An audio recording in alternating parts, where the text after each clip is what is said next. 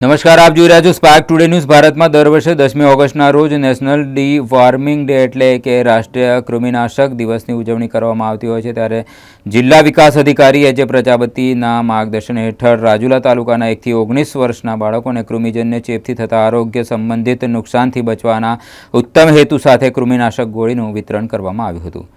આરોગ્ય, આઈસીડીએસ અને શિક્ષણ વિભાગના સંયુક્ત ઉપક્રમે યોજાયેલા કાર્યક્રમમાં જિલ્લા માધ્યમિક શિક્ષણાધિકારી એમ.બી. ગોહિલના લાઇઝનિંગ હેઠળ તાલુકા આરોગ્ય અધિકારી ડોક્ટર નિલેશ કલસરિયા, ટીપીઈઓ એસ.કે. સુમરા અને પ્રિન્સિપાલ વિપુલભાઈ ગુચલા દ્વારા મોનિટરિંગ અને સુપરવિઝન કરવામાં આવ્યું હતું, જેમાં આંગણવાડી અને શાળાના બાળકો તેમજ આંગણવાડી અને શાળાએ જતા બાળકોને આરોગ્ય સ્ટાફ દ્વારા બાલ્બેન્ડાઝોલ ટેબ્લેટ આપવામાં આવી હતી। આ કાર્યક્રમમાં આરોગ્ય સ્ટાફ, આંગણવાડી બહેનો અને શિક્ષકો દ્વારા ઉત્સાહપૂર્વક કામગીરી કરવામાં આવી હતી, તેમજ બાકી રહેલ બાળકોને આગામી 17મી ઓગસ્ટના રોજ મોપ અપ રાઉન્ડ દરમિયાન આવરી લેવામાં આવનાર હોવાનું તાલુકા આરોગ્ય અધિકારી ડોક્ટર નિલેશ કલસરિયા દ્વારા જણાવવામાં આવ્યું હતું।